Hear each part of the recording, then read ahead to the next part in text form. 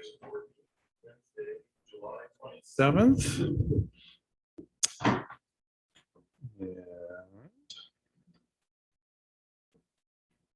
We have a roll call.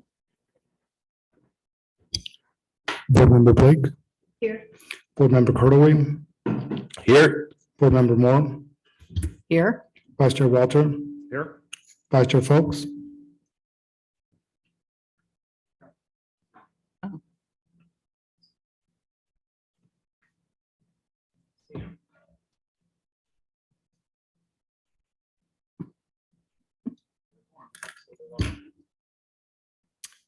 All right, move on to approval of the minutes from June 22nd.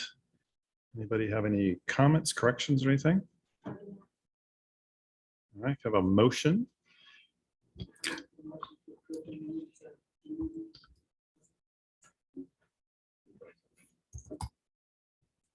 All right, can I have a second? I'll second that. All right, Board Member Blake, Aye. Board Member Curdaway, yes. Board Member Moore, Vice Chair Walter. Okay. Moving on to oral communication portion of the meeting. Where people, audience elsewhere can speak on items not on the agenda. See anybody in the audience? Nobody is called in. All right.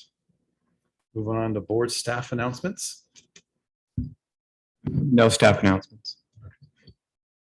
Anybody from board? I have one. On next Tuesday, it's National Night Out. And there'll be various groups meeting, including city officials and county officials. And as part of that, the Downtown Neighborhood Association will have a table with historic information from the Historic Preservation Board, including frequently asked questions, the tours that are on there, and other documents that I have kept and use as frequently as I can. So I just want to let you know that that's going to be out there. Oh, great. Thank you very much. All right, moving on to old business, Mills Act Ad Hoc Subcommittee Report and Program Update Discussion.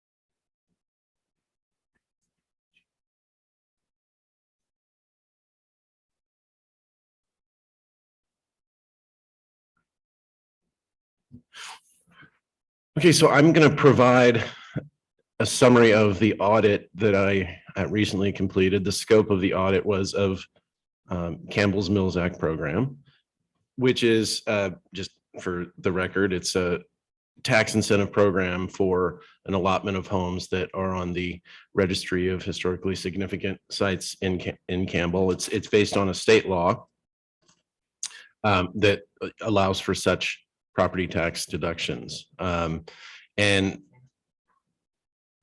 you know, there's math involved, but suffice it to say that the county assessor's office gives these homes sort of a different calculation that gives them the benefit of having spent money on their homes for its improvements, restoration, preservation.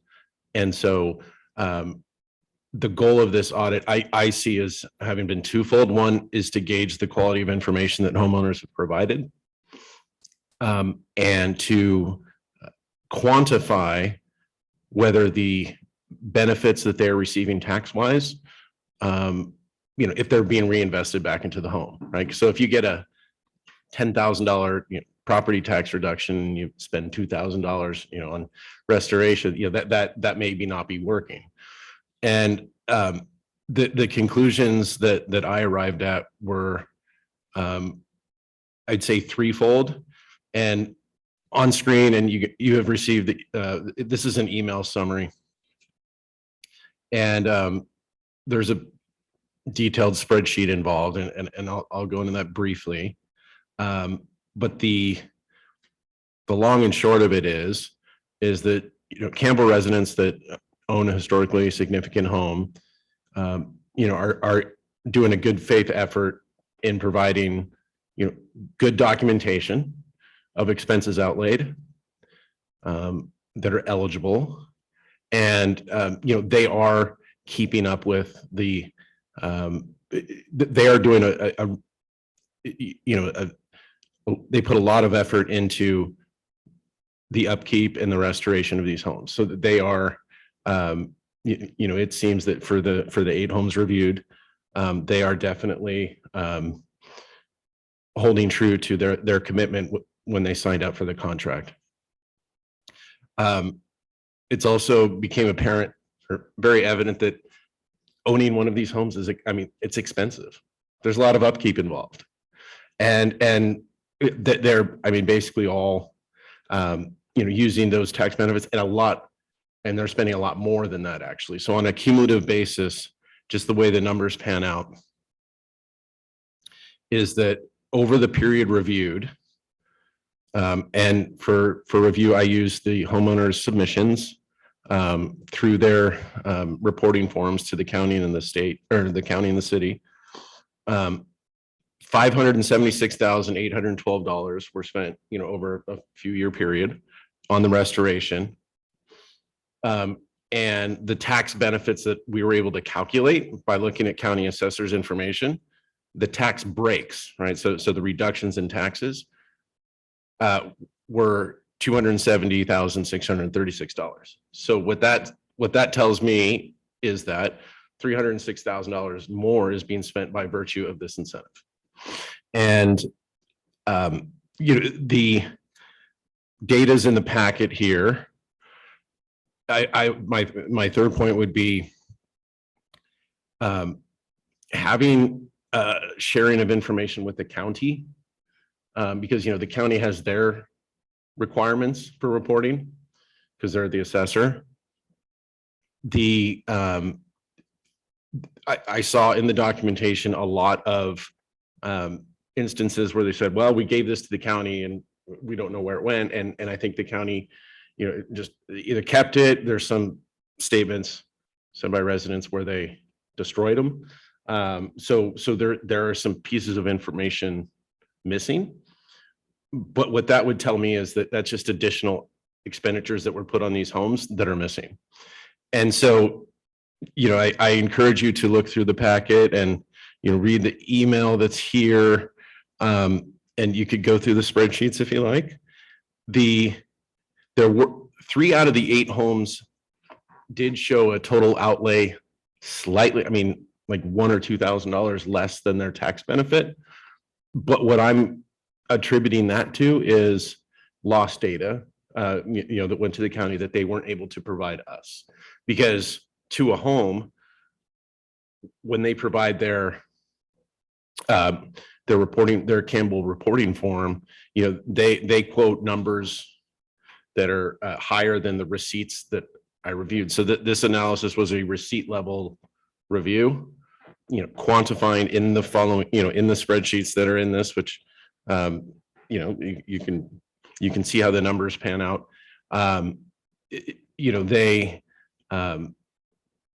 I added up what was provided, who knows how much more, maybe they didn't say receipt. So the conclusion is that if the purpose of the Mills Act being to provide tax incentives that are going to be reinvested back into the home, it is certainly working, to a home on a cumulative basis.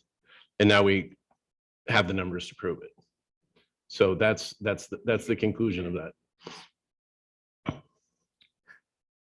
All right. Thank you for that report. Anybody have questions? I have a few just so I can understand. So I'm looking at Catalpa Lane just for example. And so here it says year of Mills Act contract 2013. Next column is year of eligible expenditures 2014. Oh, sorry. And then, so year of verifiable eligible expenditures. So the dates, the years in there that are listed, those are the years of the documents that the homeowner provided of when they spent whatever they spent on those expenditures. Is that correct, Rob? Yeah, sorry.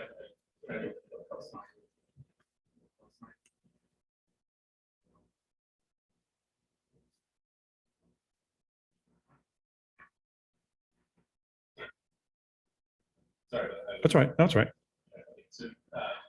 Yeah, so the second column in it says year of verifiable eligible expenditures. That's those years to 14, 16, 18. Those are the years that in this particular case, the homeowner provided their expenditures. Is that correct? Yes, so the methodology we used was using the dates on the receipts and, kind of checking that with what they claim on their reporting forms. Okay, Those are the years of those expenses. So you'll see that some years there were not. right. Okay. Then the next column is a fiscal year for tax purposes. So, and then the tax amount. And then when you go to the next column where it says tax savings from the year prior. So they were eligible, in this particular case, they were eligible in 2013, but it doesn't show any tax benefit reduction in that column on the second to the right. Is that because they were eligible, but they didn't get I guess I'm trying to understand is, if it says 2013 for when the contract starts, I'm assuming that year or the following years when their tax savings would begin. And so is there a reason in this particular case where it shows here that the tax savings didn't happen until 2016? Yes, so we had to go with the methodology and what we decided, as far as like when to start calculating things. And true, the Mills Act contract was in 2013. I mean, that's what the document says. Right. But if you look at the the assessor's website on the County of Santa Clara, we decided we're not going to start, calculating tax savings until you actually see a reduction in taxes. Right. So for whatever reason, despite a 2013 contract date, it wasn't until fiscal 2016 that you actually saw a reduction, right? And so that's what Daniel and I keyed on, was to see like, okay, where was there a big dip? Right. Because there's no other explanation for a big dip. Okay. An increase would be like a sale of the home. Right. So in most cases, it looks like there's a few years before the dip occurs. Is there a way, and the reason I'm asking this is just because if this is information we're going to pass on to the city council, anybody else are going to look at this and say, oh, it's great, but then there's 3 years missing. We want to make sure that we're not missing that credit for whatever reason that they didn't show on the website, but they actually received it. Because then all our numbers are going to be even off. It's going to show that there was not as much as a delta between what they saved and what they spent, but I don't know how we find that. I mean, I could double check with the county assessor staff, but board member Cordova is correct. I mean, this information is coming directly from the county taxpayer website. Right. And I am pulling up the contract for Catalpa, and it was recorded in 2014. So I'm surprised to see that it didn't take into effect till tax year 2016, but I'll get an answer to that from Right. county Yeah, staff. I mean, this is all great information. Like I said, I just zoned on that saying, oh, well, let's just check it one more time. So we don't, right now we're saying they're spending more than what they're saving, but then if for some reason it wasn't reported properly on their website or whatever, then all of a sudden later on, we find out that they actually got more savings. So the delta is less, especially on the homes like the next one on North Second, they spent less than what they received. So if that 35,000 in savings, shoots up for, now granted, this one was only 1 year off, so it's probably not that big of a one. So worst case scenario, that might go to 42,000 or 45,000. But again, it just shows that there's a different one, because on the county's website, it shows every single tax year for that particular property, whoever you pull up. Is that correct, Daniel? Correct. It goes back, I think, about 10 years. It is 10 years. Yeah. Yeah. And 10 years supersedes the amount of time that, Right. this was available. I would say that there is, if we're thinking of next steps that we could do with this, it's, our data source, because there wasn't a better one, was to look at the county assessor's website. I think a great next step would be to actually dig in and see, how did you calculate in this? I mean, you just see the result, and the science of it is in great detail in the various Mills Act like legislation. Right. I mean, there's pages of how they calculate it, and Oh. it's complex, but it would be great to see their calculus of it. Well, I guess one question too is, do we have the purview to, now that we have this data, to go back to these homeowners? And whether we want to do all of them or a sampling of them, and have them provide that proof of the tax savings of those years, so that we can then cross compare to ours to see if we all have the same information, or is that private information that we're not allowed to receive? I mean, how much you owe when paying property taxes is public record. I mean, it literally is on the website. Right. And I don't think there's any reason to believe it's inaccurate, but I think it would be interesting to understand why there is a delay between when these contracts are recorded and when they take effect. Yeah. I actually don't know the internal workings of how long that takes the assessor's office to actually implement the contract once they've been Right. provided. I mean, obviously there is some level of delay. Now, is there a way that we can contact the, again, for this purpose? Oh, no, of for course, Future, of course. is there a way to contact them just to find out? Yeah. Is there an automatic delay that once you submit, no matter what, it's always 1 year, 2 years before it takes effect? 'Cause that would be Certainly. helpful for us to know just when we're revising our overall updated contracts too, to understand that. Yeah, and I will also add that I think there is some possibility that we can fill in some of the gaps that we have where there aren't receipts, but the work was permitted. Then from that, we can reverse engineer kind of the valuation from the building permit. Right. And that can at least give us some information in terms of how much was, on a conservative estimate spent, assuming the work was permitted. I mean, some things don't require permits. So like painting, we wouldn't have a permit for, but anything other than that, we should have some record for. And is it- oh, Okay, I had a question.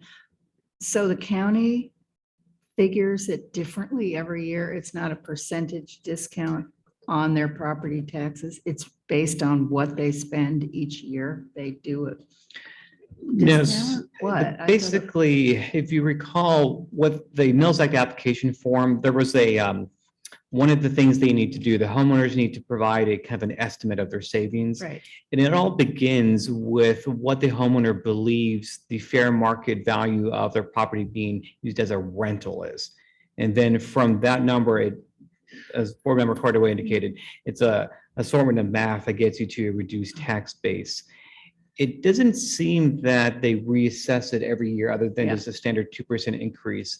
But I think what we're not sure of is upon sale, if they reassess it. And that I would also like an answer from the Oh. county. that's interesting. Yeah, if you look, Laura, if you look at the Mills Act packet that we have. Yeah. It has a formula in there. It shows you, it tells you what it is. And it's a little, and it's rather convoluted in the sense that it's all predicated on what your assessed value is and what you would be able to receive monthly income based on rental.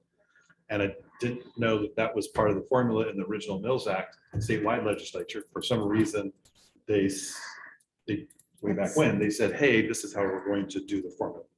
I don't know why Yeah. that, but it's just part of the formula. And then Okay. from there, there's a calculation, plug in the numbers, and then it says, okay, your taxes would normally be 10K, but your taxes will be 5K. So you're saving Right. 5,000 a year. Right. But why they did that particular formula, I don't know. I mean, it's in state law. And they do One. it each year, they do it that way. Well, I So don't know. it- That's the only thing we don't know is Yeah. that behind the scenes, does the county every year say, okay, now, do we now recalculate it? Or do they just, when you first submit it, it's established? It And then every stays. year they just do a 2% increase for inflation or Yeah. whatever, or whether or not my guess is, they probably just do an automatic 2% Yeah. and don't recalculate it because Right. there's it would be- 38,000 other things that are on their plate. So Right. to take 8 people and say, okay, now we're gonna do this. So that's why I think it says the 2%, annual increase here, and they just do a flat increase. And it Okay. might be something that's even in the Mills Act, statewide legislature. It says, hey, every year you don't recalculate it, you just have a Yeah. flat increase Right, until it's sold, and then it's reassessed for the new owner or something like that. Yes, and so I want to go down on record saying that the calculations that I did in the detail, when I calculated, say, a tax break, say they paid $10,000 in 2014, they got the reduction in 2015. The calculus assumes what would the tax rate have been had they not gotten the Mills Act benefit, and then adding 2%. So there's also that assumption made. Sure. I want to point out that, and Daniel, correct me if this number is wrong, but when a resident pays property taxes, it's to the county, and the city gets roughly 10% of that, right? So one way to look at this, though, is that the numbers are actually understating the benefit to the city, because you could say that based on the numbers that there was 576,000 spent. The tax reductions were in the 300, but it's actually the tax reduction like $30,000 to the city. So it's actually you're getting a 90% boost. Well, and that was the other question I was going to ask, is that I think would be helpful. And again, you guys tell me yes or no, that we should have another column that says, something related to the city. What is the tax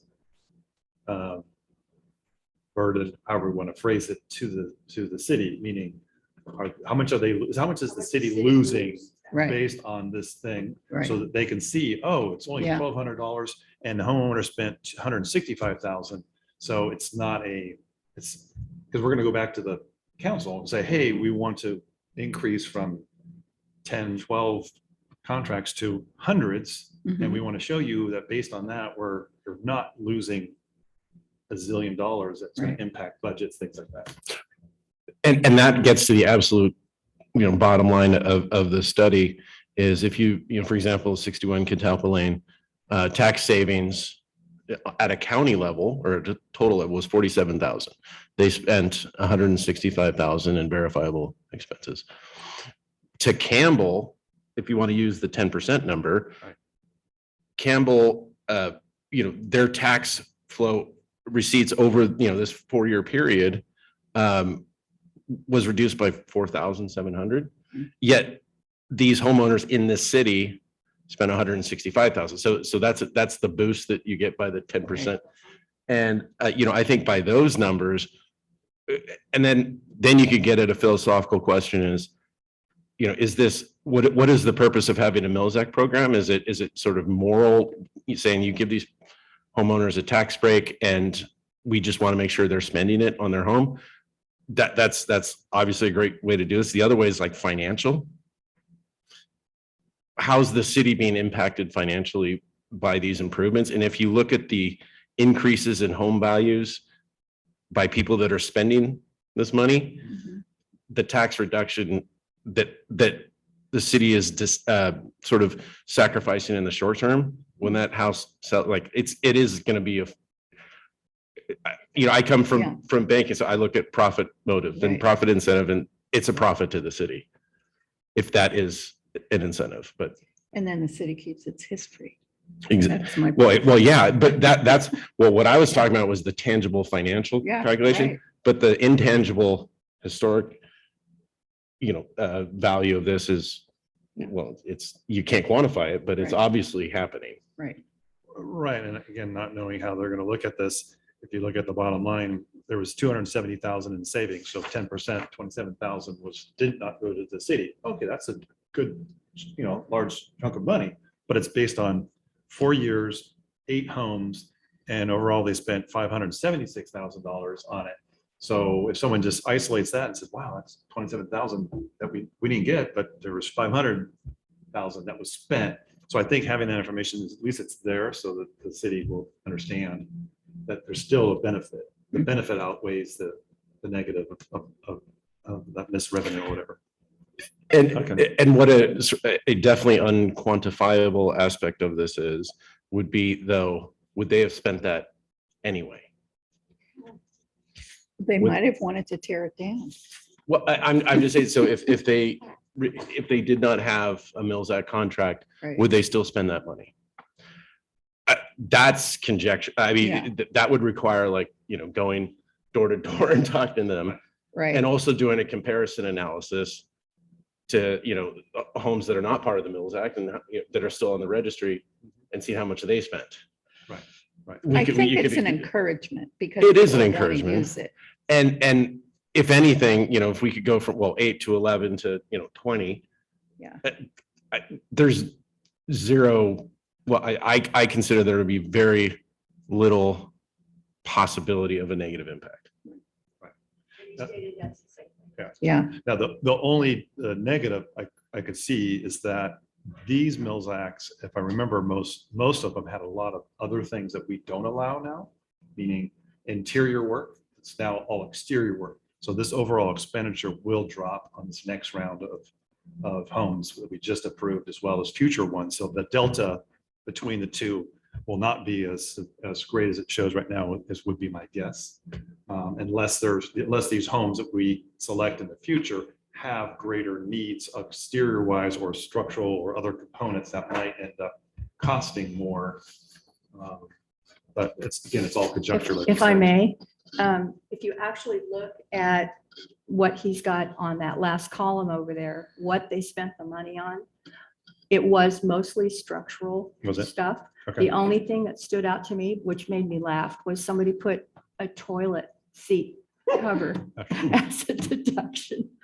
But They should have other two than toilet that, I seats. looked item by item and I thought this is all okay. I mean, what they were Okay. proposing to use the money for and what they actually, the receipts that they sent in and what they spent the money on. Right. Okay, well, that's It's good. going to be interesting to see how these 3 new Mills Acts that are in the pipeline now, and I Right. guess have gone to the county. Would you say, Daniel, have they gone to the county? Yes, paperwork has gone to the county. Yeah, so we'll see how that compares, and Right. maybe they'll have some additional information for us about how the county is working or not working for them. I can tell you that one of the property owners has already started doing work on their house. So, Right. Well, that's good. And just, thank you for mentioning this about the specifics. In the pack, Thank you for mentioning the specifics in the package. The first spreadsheet, you see with the red and the blue, that's actually the summary. And this is sort of, then we do I did each home.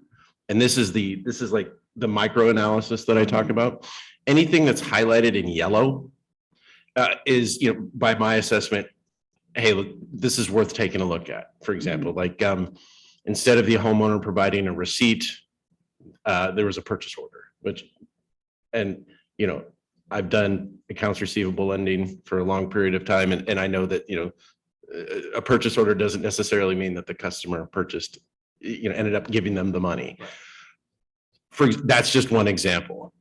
If I saw something that looked like, maybe it wouldn't qualify as, an eligible expense, which, we can only go off how it was documented in the, the California. There's basically 2 laws that were passed in California, that there's a tax code and then there's specific to the Mills Act. They were, I would say, a little vague on what eligible expenses would be. So, a toilet seat by the old rules could be considered, sure, okay. Absolutely.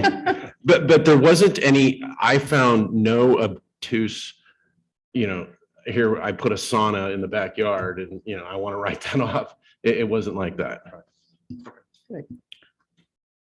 So there's one last point I think that we'll need to also address with the council is what to do with a lot of these contracts moving forward. Because at some point, it seems that they may just run out of, high ticket improvements to do. And now we're just kind of,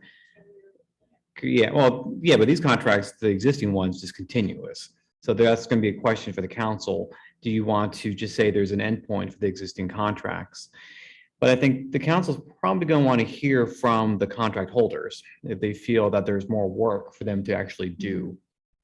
So I'm thinking maybe the primary subcommittee can reach out to the homeowners and just kind of get a sense from them if they feel that they have more projects that they feel that they would like to do to their homes. And if Well, I was gonna say the other side, the side of that is like anything in life. If you put a target at the end of the date, it forces you to then move towards that target. So I don't know personally if I'd like to go out and ask if you have more stuff. Right now, I would say they've been doing this for 4 years. If we say we're canceling it, that's going to give them 10 years from now anyway. So it's a total of 14 years. So you now have 10 more years now to go and so Catalpa, for example, if we go for 10 more years and that their savings right now is, 10 to 12,000, that's another $100,000 that they're going to receive. And like you said, that they've already spent 165,000. I don't know if they're going to have $100,000 to Having spend. lived, So this math looks great for 4 years, but if we go 10 years or 15 or 20, it's probably going to turn upside down because, like I said, they're going to run out at some point. Unless they have a house that's severely impacted, dry rot, whatever the case may be, that they have to spend a lot of money. I think it would be difficult to argue for a contract term beyond 10 years.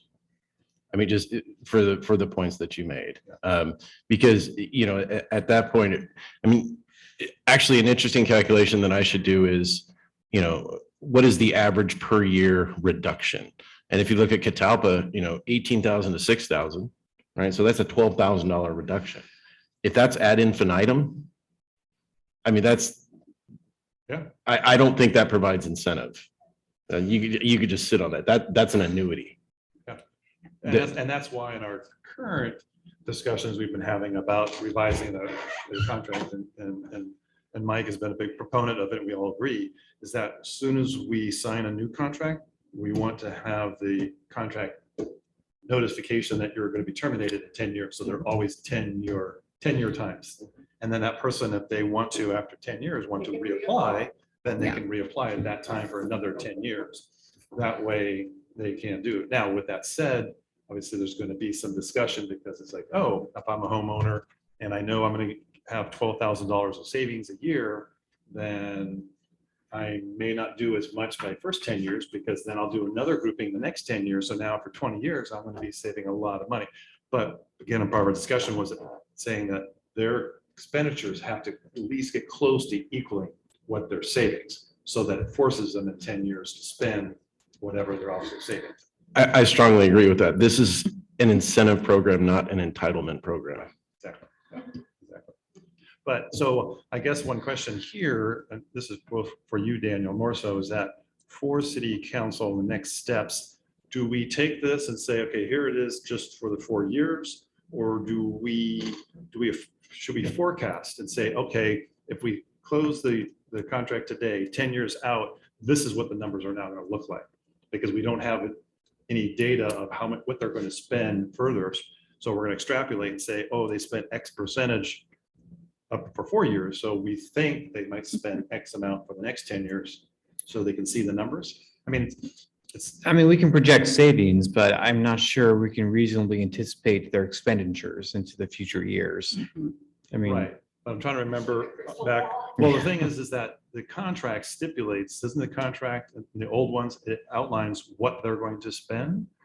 some are more specific than others, but Right. yes, they do have work plans. Okay, so I guess one of the steps, and maybe I don't know if you already did this, Rob, is looking at that and say, oh, here's the list of 20 items. They've spent 10, so we now know that they still have 10 more to go. Or did they spend all 20? Therefore, they have nothing. So if the contract goes for 10 years, right now, it's going to be annuity for them for the next 10 years. The forms that were reviewed, the government forms, so that the county survey and the city reporting form, they do predictions. Right. But I predict I'm going to win the lottery tomorrow. Good luck. So I mean, these are estimates, and then life happens, and maybe there's financial setbacks, maybe there's financial booms. So the only proof in the pudding really, could be is like what was actually spent. Right. Having lived in my house for almost 40 years now, I'm doing things again. I don't know about you, Susan, and how long did it take for you to finish all the work at your house? Right.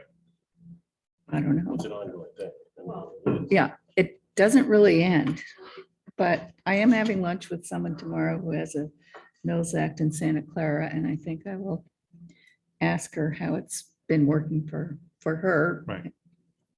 I want to make clear that I do not have the Mills Act. No, yeah, I went through the old school stuff. right. But what did I do? She's I on. turned it off Speaking and then I right. turned it on. That's not a question that I can answer. I mean, a roof lasts 10, 15 years, maybe longer, depending upon whether you get a good roofer. Got to paint your house every number of years if you, especially if you don't like the color and you decide you want to do something Yeah. different, or you redo your backyard, but it's not, I don't consider it maintenance. It's just, I love this house and I'm okay with doing what I want to do to it. And if I don't want to do it anymore, I'll sell it. And what stood out to me was if I bought, brand new townhome down Railway, for example, there'd be no maintenance required. Like, I don't need to No, put new gutters in. I don't need to, like, it's brand spanking new. right. So, but, these houses are higher maintenance. And I also think it's worth noting when talking about a contract limitation. So there's now 11 homes. We've audited 8 of them. There's 120 address, properties on the registry approximately. How many of those are homes? Let's say half. Oh, no, much more than that. Okay, so let's say there's, 80 of them. Let's give them a benefit. I mean, so share the love, so to speak, if even if we increased, even if the city chose to increase to, 20 Mills Act properties, like that's opening up, that's sharing the benefit rather than providing an annuity where there's not necessarily an incentive. Correct. I'm all for this, but I know the city council is going to drill down into the numbers, because this is what the issue was when we first were going after the Mills Act.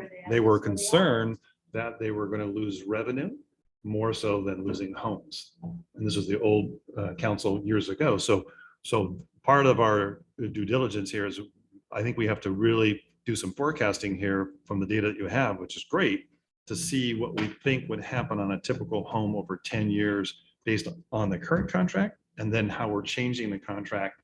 So the city council sees that, hey, here's how it was before. In our new arrangement, 10 years max, this is where we think the numbers are going to go, because they're going to look at this and say, oh, for example, the second house on North 2nd Street, they spent less than that they received. So if that's a continuing theme for that house, then they're getting more of the benefit than not. And so the council is going to ask, well, how do we control that? How do we make sure moving forward that their spending is close to what they're receiving, so it's not a annuity program that they're receiving benefit from or whatever. And that's an argument to have a cap, a 10-year cap. Right. But I would also say for these 3 addresses where it looks like they spent less than they saved, we also have a data issue with sharing information from the county, and that they may have spent more. And so that's why the supposition is that these negative numbers really probably aren't negative, but all the better reason, just on principle, to just cap it at a time period. Right. So that's. And I don't know, based on this information I was just saying too, Daniel, is should we be pushing more on getting more accurate information from the homeowners so that we have a more accurate picture here? Because if we're moving forward and we're going to try to be a proponent for, we now want 20 homes on the Mills Act or 30 or 40, if this is the data that we have, and if it's not, completely as accurate as we possibly can get, then we might have problems. Yes, I mean, that does speak to kind of the administrative end of the program. Right. Right now, I mean, as you can tell, there has really been no effort to really oversee these contracts. And that obviously can't be the case if we seek city council authorization for more contracts. So we'll need to develop a process to allow for real-time monitoring of the contracts. I think I mentioned before that my thinking is that we can probably deploy our existing online permitting system to create electronic case files for all the existing contract holders, And they can create logins, and as they make expenditures, they Yeah. simply upload their receipts. And we just inform them that's just going to become a standard practice. As you spend money, just upload it to the website. It's super easy to do. And this way, at any given time, we have up-to-date records. Yeah. And we can just kind of identify if there are gaps, if one owner hasn't submitted receipts in several years, and that's an issue. And then we will at least know about that sooner than later. And maybe they are saving money for a large expenditure, or maybe it's other issues, but yes, we'll certainly need a better mechanism to oversee these contracts.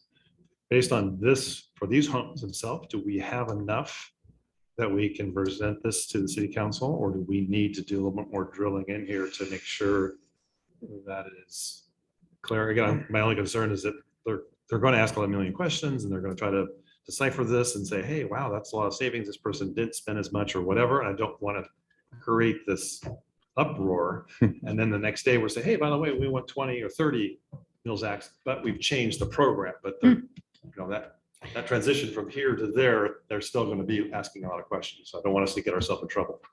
Yeah, I mean, I think there's some gaps that, I mean, like where we don't have receipts, that I think we can reverse engineer, that we can add more data to the spreadsheet and try and firm up the expenditure side of it.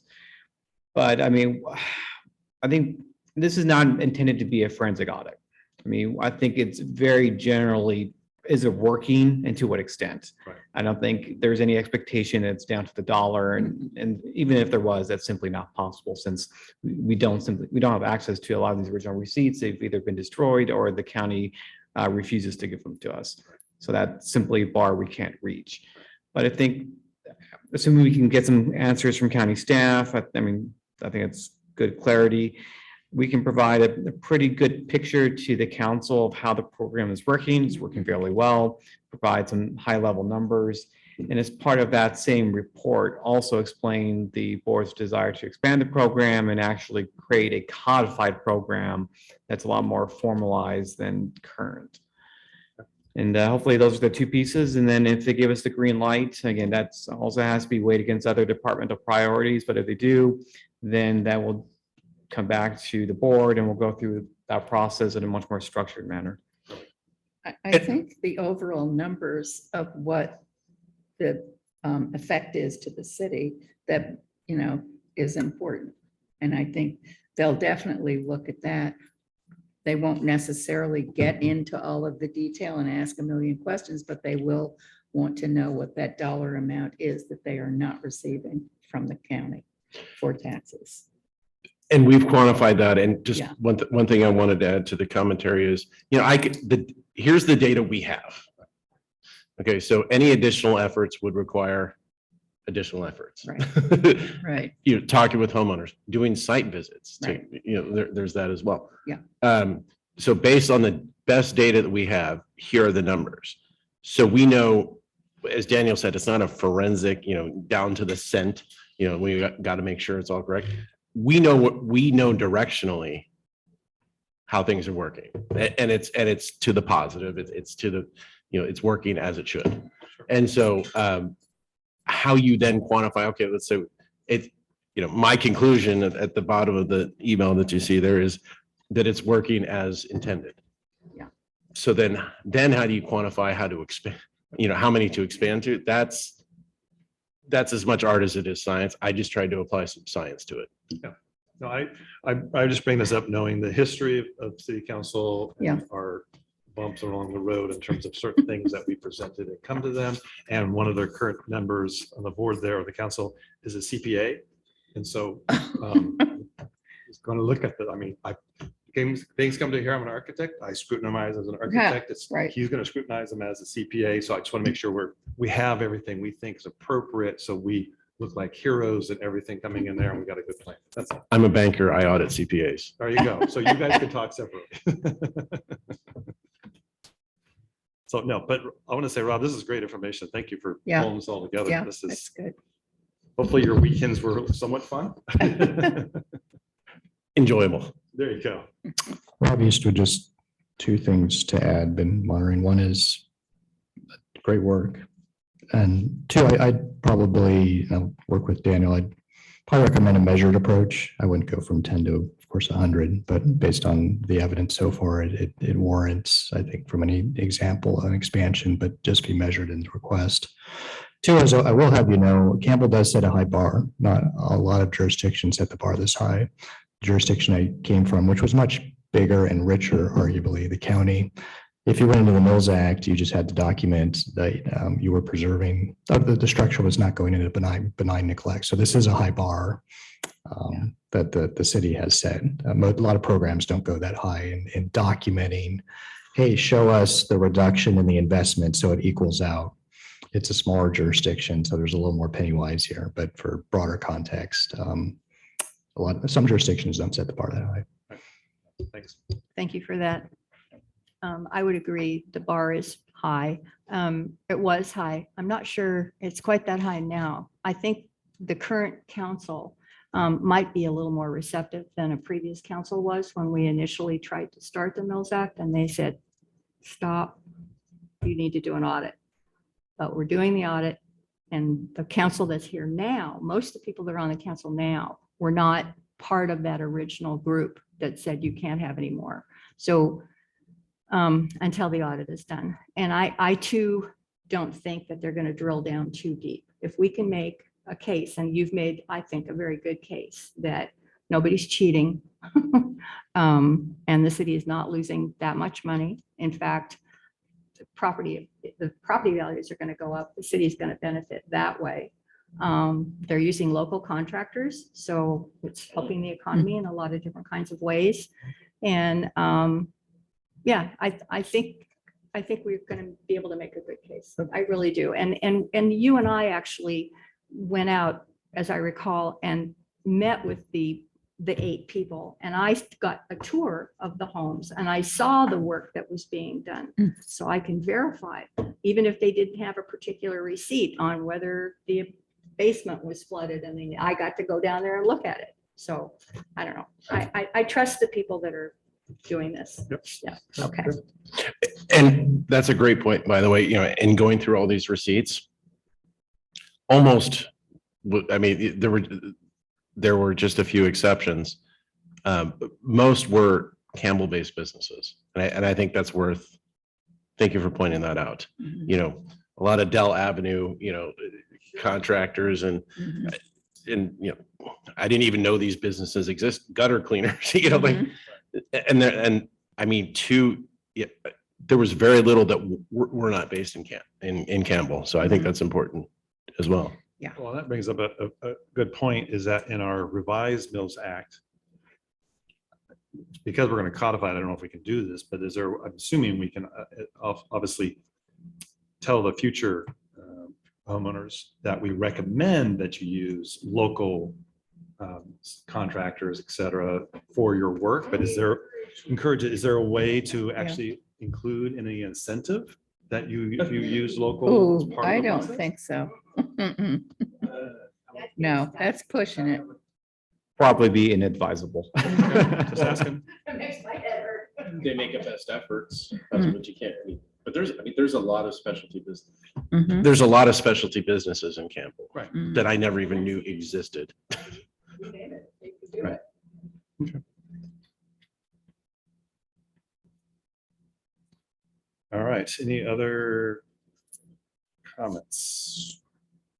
Just in terms of next steps, I'll need to work with Rob a bit more on the spreadsheet, do some additional homework, and then I'll need to circle back with the director and just contemplate how we transmit the findings to the council, what that looks like. Okay. All right. So if there's nothing else, then I will close today's meeting and we'll meet next month. Thank you all. Thank you.